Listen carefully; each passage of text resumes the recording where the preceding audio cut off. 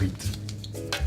J'ai faim. Frites, c'est une saga qui est sortie en 2012 dans le cadre d'un concours qui s'appelle le concours de la saga de l'été et qui consiste à créer une fiction audio en l'espace de 3 mois. C'est une fiction qui est créée par 3 compères, à savoir Cladol, Zilan et Daron, et qui raconte en fait l'histoire d'un routier qui s'arrête sur un restaurant sur le bord de la route pour manger un steak frites. J'ai la dalle. T'as vendu rêve quand même, hein. Mais tout change quand d'un seul coup, des robots aliens débarquent. C'est une saga qui fait à peu près une trentaine de minutes, on va dire, et qui compte 28 épisodes, à savoir que les épisodes ont une durée qui oscille entre 7 secondes et 2 minutes, et c'est surtout un prétexte pour mettre le maximum de sketch possible à l'audio. Qu'est-ce qui t'a plu dans la saga? Le concept en fait, toute la saga de Frites, c'est genre un concept, c'est faire une saga dans laquelle en fait chaque épisode pourrait représenter une frite, hein, parce que c'est tout court, ça se croustille, quoi, c'est des petites pépites.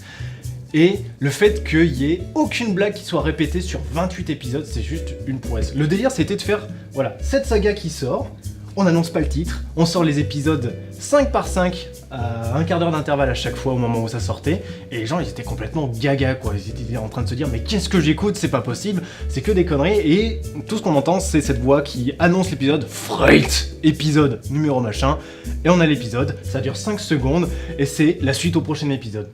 Frites, épisode 2. Un steak frites, s'il vous plaît. Très bien. Saignant ou à point? La suite au prochain épisode.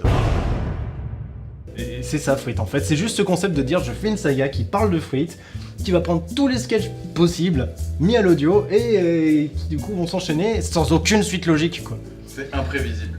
Totalement imprévisible. Alors là, on sent ton enthousiasme parce que tu l'as vécu au moment de sa sortie, mais Oui. quelqu'un qui découvre la saga finie aujourd'hui, ça a quand même un intérêt ou... Ah ouais, clairement, ça va pas être un néophyte qui va forcément écouter Frites, ça va plus être des gens qui ont déjà écouté des fictions audio, mais alors des fictions audio plus connues, que ce soit du Donjon Albuck, du Clyde Vanilla, que ce soit du Banal Fantasy qui est quand même assez rodé, mais c'est jouer sur l'audio, sur le média de l'audio et jouer sur tout ce qu'on peut faire justement dans un épisode, dans un laps de temps très court en fait. C'est drôle, c'est juste des sketchs pour être drôle, y a que ça dans Frites.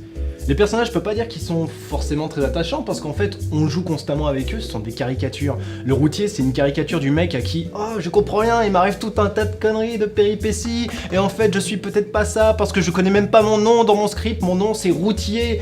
L'alien, c'est « Je suis l'alien robot tueur numéro 1, ah !» Et tout se base sur le cœur du scénario, ce sont les frites. Il faut pas que le routier mange les frites, parce que la saga qui s'appelle Frites porte que sur les frites. Et c'est génial. C'est de l'humour brut quoi, il n'y a pas à chercher un scénario, il n'y a pas à chercher quelque chose de profond, c'est partir d'un prétexte, se dire on va faire une saga qui parle de frites. On va faire une saga qui n'a aucun intérêt, qui parle de frites, faire 30 épisodes qui parlent de frites. Maintenant que t'as vendu le concept, est-ce que t'as pas un peu gâché l'effet de surprise? Non, je pense pas. Je pense pas parce qu'en fait, il y a beaucoup trop de ressources dans la saga. C'est imprévisible.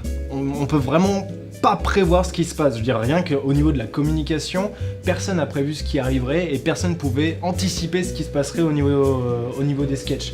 C'est même si j'ai vendu le fait que c'est un ovni MP3, bon, même si on n'utilise pas vraiment ce terme, si j'ai vendu le fait que c'était genre extraordinaire et qu'il fallait absolument l'écouter, on arrivera à être surpris parce que c'est impossible d'imaginer tout ce qui se passe dedans. Surtout si tu l'écoutes d'une traite. Ah, il faut l'écouter d'une traite hein, pour saisir l'ensemble des sketchs, je pense, puis bien en profiter. Par contre, il faut plus rien à écouter après derrière parce qu'on a le cerveau en patate quoi. Patate, frites.